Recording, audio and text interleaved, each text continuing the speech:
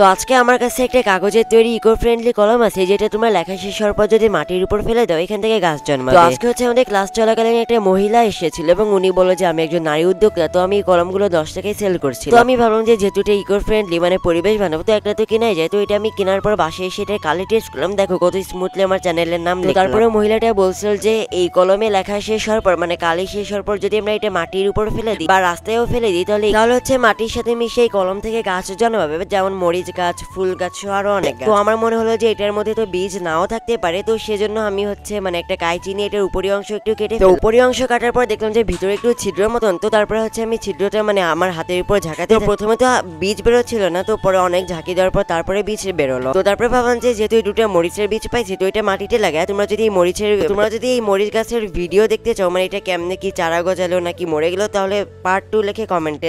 আর তোমরা যদি আমার ডেইলি ভ্লগ পছন্দ করে থাকো, তাহলে আমার চ্যানেলটা এক্ষুনি সাবস্ক্রাইব করো যদি আমার নতুন নতুন ইউনিক ভিডিও পেতে চাও।